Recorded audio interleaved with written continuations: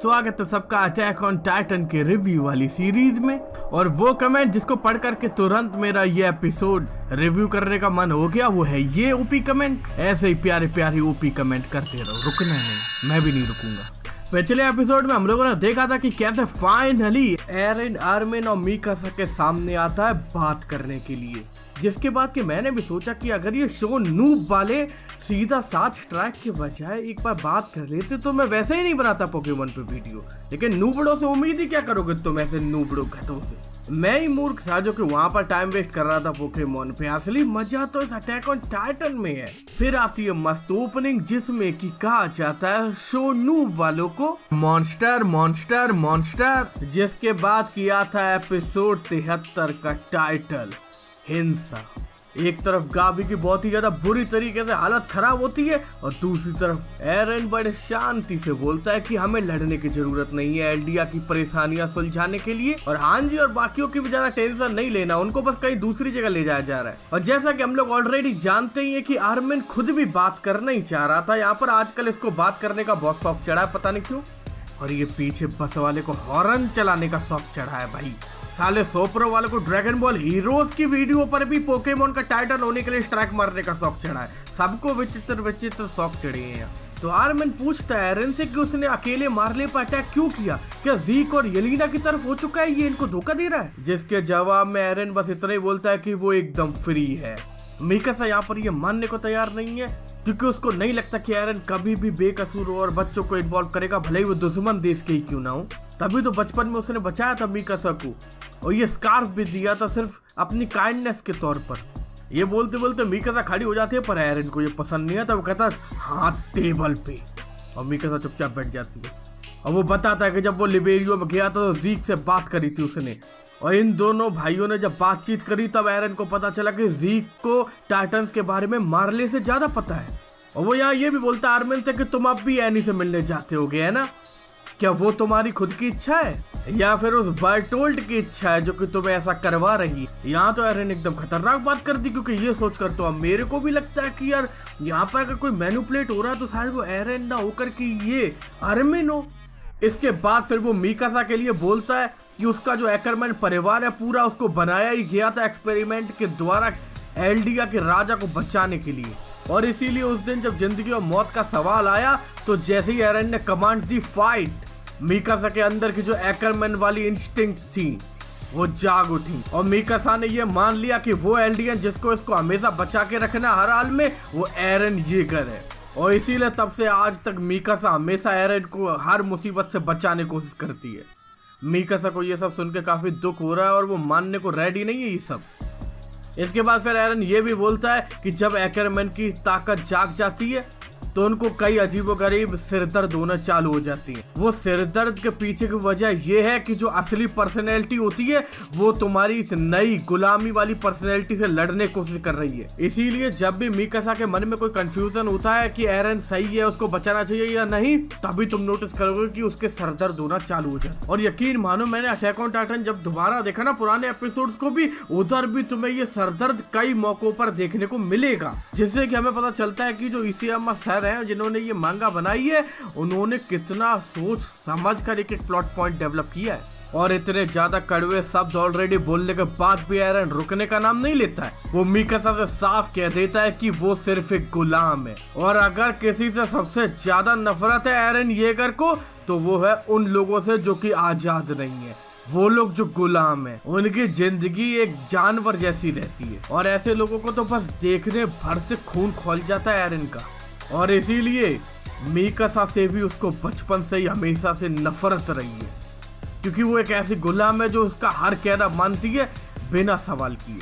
और एंड में वो साफ कह देता है कि इसीलिए बचपन से ही वो मीकासा से हमेशा से नफरत करता आ रहा है एरन। ये सुनकर मीकासा अपने आंसू तक को कंट्रोल नहीं कर पाती और वो रो आती है। बुरा लगा दिल से बहुत यार ये। भले ही मैं एरन की बात से सहमत हूँ कई चीजों पे, पर यहाँ पर मुझे बहुत बुरा लगा। जिस तरह मीकासा के बचपन के दोस्त ने उसको बड़ा होकर धोखा दे दिया, ऐसे ही मेरे को भी बचपन से पोकेमोन का फैन होने की सजा बड़े होकर मिली अपने 2.5 लाख से ऊपर सब्सक्राइबर्स वाले चैनल को खोकर। मैं समझ सकता हूँ या मीकासा की फीलिंग को, सच बता रहा हूँ। बल्कि बुरा तो आर्मिन को भी लगा, और इतना कि वो सीधा एरन पर हमला करने वाला था, पर मीकासा उसको रोक देती तुरंत। और यहीं से साबित हो जाती है एरन की हर वो बात जो उतनी देर से वो कह रहा है कि एकरमन बस एक गुलाम है जो कि एक एल्डियन को बचाने के लिए बनी है। चाहे उनका इसमें मन हो चाहे ना हो, पर वो ये करेंगे, जैसे कि यहाँ मीकासा ने अभी किया। यहाँ आर्मिन और एरन के बीच में हाथापाई भी हो जाती है, और जीतना तो एरन को ही है बेशक। एनिमेशन काफी बढ़िया थे फाइट के इधर।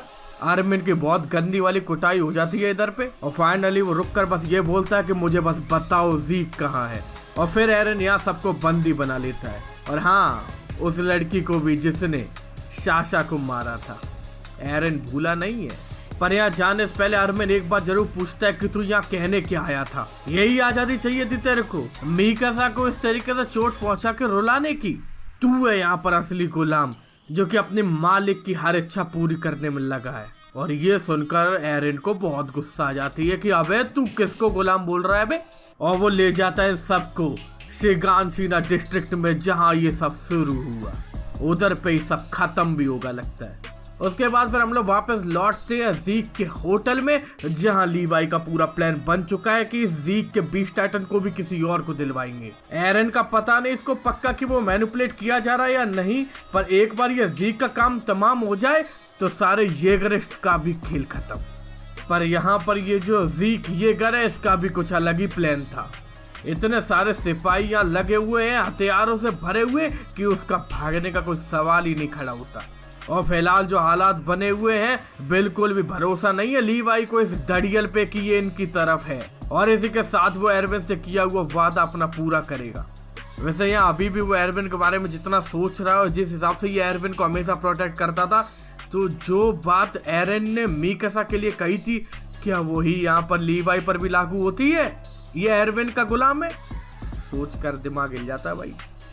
पर अचानक से वो ससुरा ज़ीक भागने लगता है इधर भाई, और भागते भागते पूरी जोर से चिल्लाता है, और जितने भी आसपास यहाँ इंसान थे सब टाइटन बन जाते हैं लीवाई के चारों ओर। वही दोस्त, वही सिपाही जो कि यहाँ पर बीस्ट टाइटन को रोकने के लिए तैनात थे, अब टाइटन बन चुके हैं, बीस्ट टाइटन के ही साथी हो चुके हैं। और इसी के साथ चारों तरफ से लीवाई के ऊपर टाइटन्स की बारिश चालू हो जाती है। और इसी बारिश के बीच हम लोग का टाइम आ चुका है जनहित में जारी खुफिया सूचना का। आज हमें बताया जाएगा स्पाइनल फ्लूइड वाइन के बारे में। ये वो मार्लियन रेड वाइन है जिसमें कि गोल्डन बॉय ज़ीक येगर का स्पाइनल फ्लूइड मिला हुआ है, और जो भी सब्जेक्ट्स ऑफ यमीर इस स्पाइनल फ्लूइड वाली वाइन को पी लेंगे, वो ज़ीक की चीख को सुनते ही प्योर टाइटन्स में बदल जाएंगे और ज़ीक की सारी इच्छाओं का पालन करेंगे। दुश्मन देशों पर कब्जा करने के लिए ये वाइन वाली स्ट्रेटजी का बखूब इस्तेमाल किया गया है, क्योंकि एक तो ये बहुत ज्यादा कारगर साबित होती है और बहुत ही सस्ती भी, क्योंकि वाइन के लिए इनको पैसे का पैसा भी मिल रहा है, और उसके इस्तेमाल के बाद फिर ये लोग उस जगह जाके कब्जा भी कर लेंगे। देख रहे हो भाई, दोनों ही एंगल से इनका फायदा। ज़ीक की ये जो चीख का असर है वो सिर्फ यहीं तक सीमित नहीं रहा, बहुत दूर दूर तक भी जिनने ये वाइन पी थी उनको भी अपने शरीर में बिजली दौड़ती हुई महसूस हुई, भले ही वो टाइटन नहीं बने सब। और इसमें फाल्को भी था, तो इसका मतलब कि इन लोगों ने इतना उसको धोया, साफ सूफ किया, लेकिन कोई फायदा नहीं हुआ। तो ज़ीक तो भागते भागते पूरा समझ चुका है कि उसकी जीत हो चुकी है, और गुड बाय भी कह देता अपने प्यारे कैप्टन लीवाई को। और सच बताओ तो यार, मैं भी हूं तो थोड़ा बहुत एरन की साइड, लेकिन यार लीवाई को कुछ नहीं होना चाहिए। फिर भी लीवाई के आसपास वही लोग जिनकी उसको इतनी ज्यादा परवाह है अब टाइटन बन चुके हैं, क्या वो उन सबको मार पाएगा? वेल ज़ीक येगर तो इसी सोच में है कि नहीं मार पाएगा और लीवाई खुद मर जाएगा, लेकिन यहाँ लीवाई के लिए बहुत बुरा लग रहा होता है कि उसके खुद के साथ ही अब उसको टाइटन बनकर मारना चाह रही हैं। और लीवाई समझ भी जाता है कि ये सब उस वाइन की वजह से हुआ। लीवाई तो चाहता भी नहीं था कि इस मिशन पे ये वाइन हो, पर बाकी लोगों ने उससे बहुत विनती की कि प्लीज सर, ये मार्लियन की मशहूर बहुत ही कीमती वाइन है, सबको नहीं मिलती, इसे मिलिट्री पुलिस वालों को मिलती है, हमें भी थोड़ा मजा ले लेने दो। तो उसने इजाजत दे दी, पर उसका नतीजा भी इतना भयानक हुआ यहाँ। और ये टाइटन वाकई में बहुत फुर्तीले हैं, शायद क्योंकि इन्हें ज़ीक कंट्रोल कर रहा है इसीलिए। पर लीवाई अपना लीवाई है, वो इन सबको हरा तो रहा है, लेकिन वो अभी भी यही सोच रहा है कि क्या इनके अंदर उसके साथी अभी भी हैं कहीं। इतने सारे टाइटन्स के बीच में अकेला लीवाई, क्या वो इतना ओपी है कि इन सबको हराकर जिंदा बच जाए? पता नहीं यार, मुझे तो समझ नहीं आ रहा अभी। वहीं दूसरी तरफ जो ज़ीक होता है वो एकदम खुश होता है कि आखिरकार उस लीवाई का खेल खत्म। अब बस एरन से मिलने जाना है इसको और अपने प्लान को आगे बढ़ाना, क्योंकि उसको लगता नहीं कि लीवाई कभी समझ पाएगा कि ये लोग करना क्या चाहते हैं। केवल ये दो भाई जानते हैं और कोई दुनिया में नहीं समझ सकता। अबे कोशिश तो करो समझाने की नूबड़ो, अपने आप से ही सब सोचे बैठे ये गधे लोग भाई। अरे एक बार समझाओ अच्छे से क्या तुम लोग चाहते हो, फिर देखेंगे भाई तुम लोग का सही है कि नहीं है। लेकिन अब क्या बोलो भाई। तो जब इसको लगता था कि अब इसका कोई कुछ नहीं कर सकता, जीत गया ये, तभी पीछे से लीवाई आता है और जिन टाइटन्स के साथ ये भाग रहा होता है उनका खेल खत्म कर देता है। ज़ीक कहता है कि अबे तेरी, ये साला फिर से आ गया, और फिर वो भी अपना बीस्ट टाइटन वाली फॉर्म में आ जाता है। पर लीवाई तुम्हें लगता है कि जब वो उतने पूरे जंगल से निकल के आ गया तो इस नमूने एक को नहीं हरा पाएगा वो?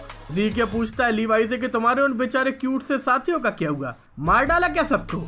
तो लीवाई बस यहाँ इतना ही बोलता है कि तूने सोच भी कैसे लिया कि मैं उन टाइटन्स को छोड़ दूंगा, ये सोच के कि वो मेरे साथी हैं। लीवाई यहाँ सारे पेड़ों की टहनियां काट डालता है और वो गिरने लगती हैं, जिससे कि ज़ीक कंफ्यूज हो जाता है कि अबे तेरी, इनमें से असली लीवाई कौन सा है? और फिर इन्हीं में से छुप के असली लीवाई आता है, थंडर स्पीयर सीधा निशाना लगा के भाई जहां पर ये छुपा हुआ है उस टाइटन के शरीर के अंदर उधर ही मारता है। और एनिमेशन की अगर यहाँ बात करें तो यार मापा के इससे पहले वाली फाइट सीन्स में मेरे को कुछ जगह दिक्कत हुई, पर इस जगह 100% प्योर, बस एपिकनेस के अलावा कुछ नहीं है।